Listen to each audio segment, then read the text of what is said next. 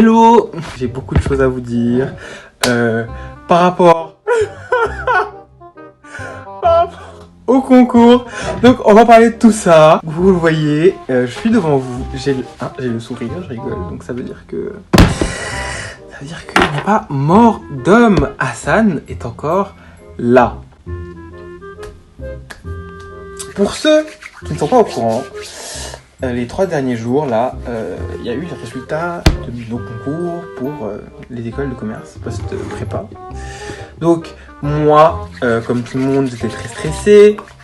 J'étais là en mode, oui, est-ce que je vais avoir Audencia? Est-ce que je vais pas avoir Audencia? Voilà, les épreuves, ça s'était quand même pas trop mal passé. Je me disais, bon, je vais taper ma petite école, je vais partir, ça va être trop bien. Le premier jour, c'est Grenoble. Je vois, j'ai pas Grenoble, je me dis, ok, c'était prévu, tu vois, c'était prévisible, Grenoble, bon, je m'y attendais. Deuxième jour, le stress monte, la journée avance. D'abord, il y a HEC, je l'ai pas, mon Dieu, quelle surprise. Puis, c'est EM Lyon, voilà, je sais que je suis pas super chaud, je sais que EM Lyon c'est difficile, mais je dois avouer qu'au fond de moi, c'était genre la grosse surprise, je me disais, bref, EM Lyon, non admissible, ok. Donc là déjà j'avais le seum, je sais même pas pourquoi. Avant Schema, il y a eu bien sûr Audencia du coup. Audencia, j'ouvre internet, je vais sur Audencia, là je prie de toutes mes forces et j'ai pas Audencia. Et là, vous pouvez même voir, j'avais un petit carnet et je mettais les écoles et je mettais des petites croix à chaque fois. Et j'avais pas l'école. Et j'en ai eu aucune. Bref. Donc Audencia, j'ai pas, je mets ma petite croix, j'ai trop le seum. Mais jusque là, je me contiens, c'est pas grave. Je me dis, bon, le rêve s'arrête là, je vais aller à Schema et voilà, c'est terminé, c'est pas grave. Le temps passe, les gens dans le groupe de la classe, ils parlent. C'est l'heure de Schema, j'ouvre ordinateur, je vois quoi? Je suis pas admissible à Schema. Genre, là je rigole, hein. Mais quand j'ai vu que j'étais pas admissible à Schema, j'ai eu un gros choc. J'ai eu super, genre, en mode, dans ma tête, c'était une évidence, mais genre une énorme évidence que j'allais être admissible à Schema. C'était genre logique. Oh, we were gonna be like BFFs in house. That's what we said from the beginning. And then you turned on me. Why'd you turn fake on me, Rima? I don't understand. I don't understand, bitch. I don't understand. C'était pas possible autrement. Et je vois ça, je me dis, mais qu'est-ce qui se passe? Et là, je me dis, mais si ça se trouve, j'ai pas Écricom. Donc là, je vais sur le site d'Écricom à toute vitesse. J'ouvre Écricom et je vois quoi?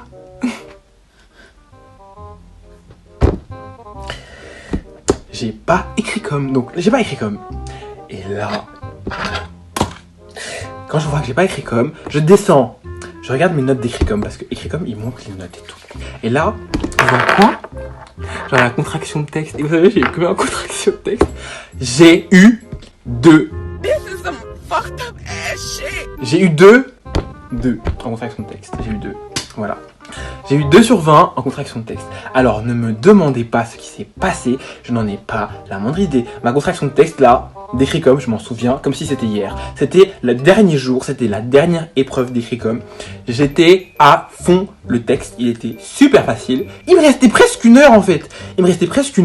Donc moi, j'ai eu tout le temps du monde. Mais tout le temps du monde pour relire toutes mes putains de fautes d'orthographe, pour recompter tous mes mots 12 fucking fois. Donc, je ne sais pas ce qui s'est passé.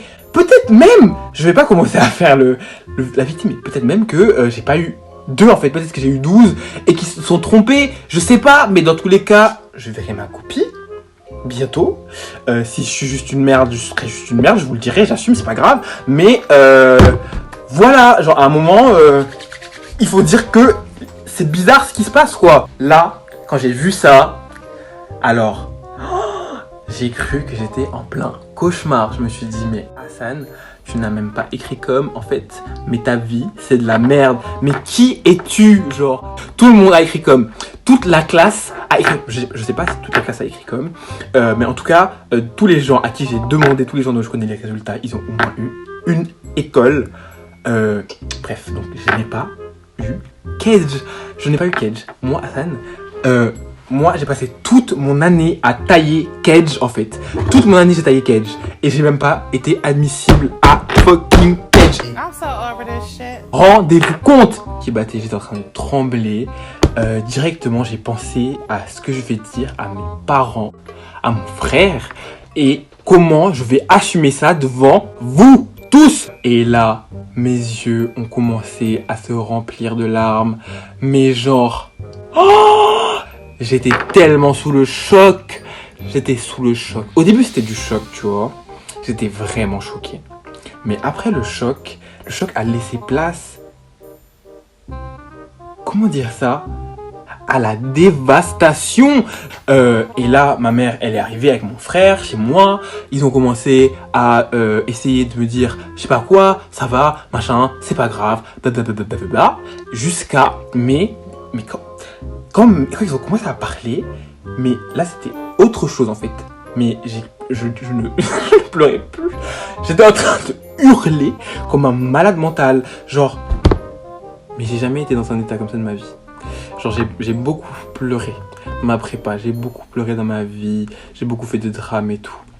Mais ça, c'était vraiment autre chose. Si je vous raconte ça ce soir, c'est parce que étrangement, contrairement à ce qu'on aurait pu croire, je m'en suis remis particulièrement vite. Pire dans tout ça, c'était que je voyais... mais je voyais que... Genre je suis content pour mes potes, tu vois. Je suis content pour vous et tout, et c'est fantastique.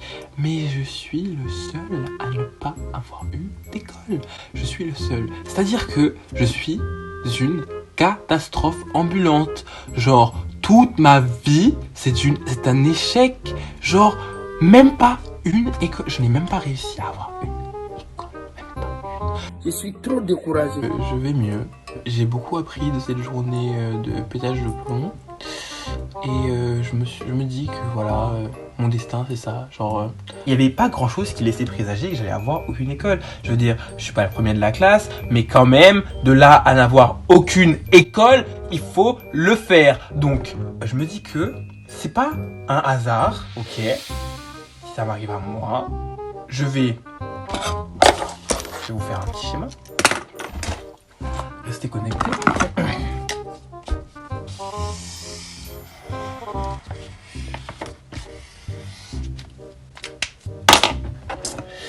Donc, vous voyez cette courbe? Là, je suis là. Et mon destin, c'est de faire ça. Et c'est ce que je vais faire. Rien ne m'est impossible. Je n'ai plus le choix. Parce que sinon, mon histoire, elle se terminera comme ça. Mal. Et moi, je suis censé être le personnage principal, tu vois. Les personnages principaux, ils traversent des difficultés. Les plus grandes des difficultés, c'est les personnages principaux qui les traversent, tu vois.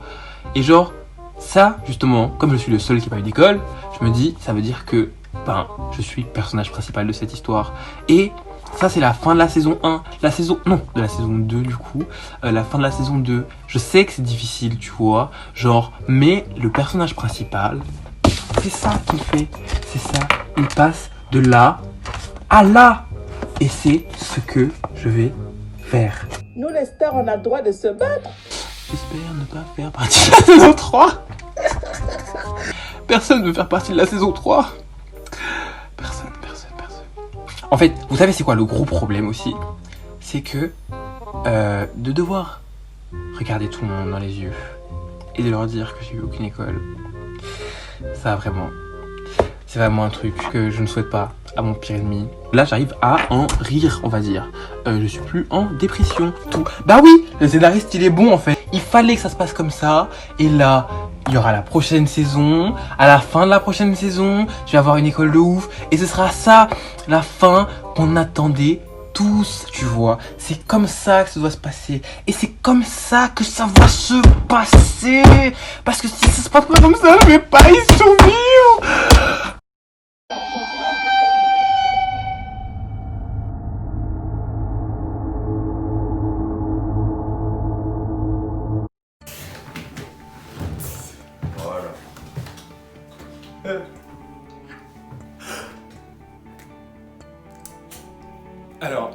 cette vidéo là que je viens de voir, que je viens de vous mettre, ça m'a fait un choc quand je l'ai revue.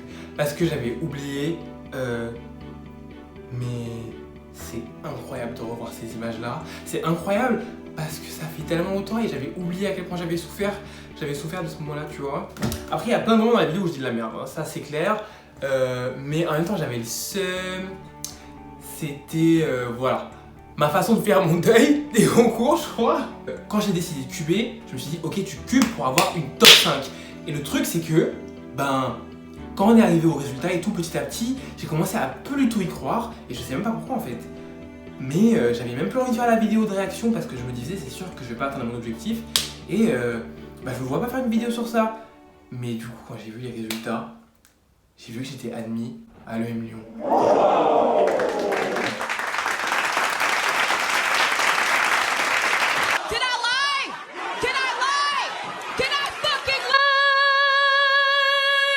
J'étais admis à l'EM Lyon et là ça a été... c'était... J'étais complètement mais sur le cul.